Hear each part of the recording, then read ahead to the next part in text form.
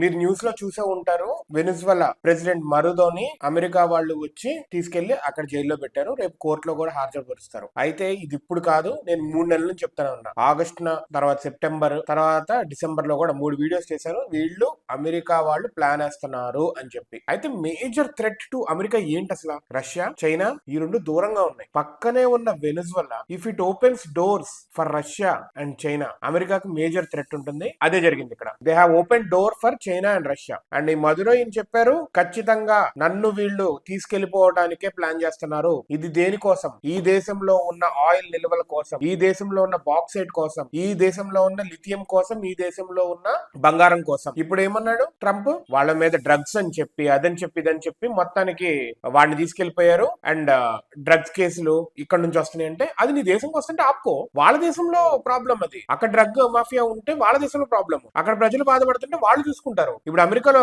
జరగట్లేదా కాల్పులు? అమెరికాలో డ్రగ్స్ లేవా? అలా అని చెప్పి రష్యా వాళ్ళు, చైనా వాళ్ళు, ఇండియా వాళ్ళు వచ్చి ట్రంప్ ని తీసుకొచ్చి మన కంట్రీలో, మన సుప్రీం కోర్టులో పెట్టేసుకొని శిక్ష చేస్తారా? ఇదేంటో మరి. అక్కడ అమెరికా కోర్టులో అమెరికా వాళ్ళు ఉన్న దగ్గర లైక్ జడ్జిలు వాళ్ళే ఉంటారు, లాయర్లు వాళ్ళే ఉంటారు, అందరూ వాళ్ళే ఉంటారు. ఆ కోర్టులో వేసి శిక్ష పడిందని చెప్పి బొక్కలో పెడతారు. గడాఫీతో అదే జరిగింది, సద్దాంతో అదే జరిగింది. మీ ప్లాన్స్ తెలియదరా? మీరు వెళ్ళిన ఏ దేశమైన ఆఫ్ఘనిస్తాన్ నాశనం అయిపోయింది, ఇరాక్ నాశనం అయిపోయింది, సిరియా నాశనం అయిపోయింది, వెనిజులాను కూడా అదే చేస్తారు. మళ్ళీ మీరు శాంతి గురించి మాట్లాడతారు. Now you are setting an example for other nation. North Korea Japan మీద స్టార్ట్ చేసింది, తైవాన్ కి ఆబ్వియస్లీ చైనా చుట్టుముట్టేసింది ఆల్రెడీ. ఇక ఉక్రెయిన్, రష్యా, నువ్వేంటర్ నాకు చెప్పేది, నువ్వు మాత్రం నాటకాలు వేస్తావా అని చెప్పి. ఆబ్వియస్లీ ఇప్పుడు అలా వస్తే ఇప్పుడు పాకిస్తాన్ కి, బంగ్లాదేశ్ కి ఇండియా కోపం వస్తే ఇండియా కూడా ఆక్రమించుకోవచ్చు, not a problem. China India కలిసినాయి అంటే ఇటు పక్కకి ఒకటే నేషన్ కింద వెళ్ళిపోవచ్చు. అటు తైవాన్ ఏమో చైనా ఆక్రమించేసుకొని ఇటు టిబెట్ ని ఆక్రమించేసుకున్నట్టు. అంటే స్ట్రాంగ్ గా ఏ దేశం ఉంటే వాళ్ళు ఇష్టం వచ్చినట్టు జరిగిద్దా?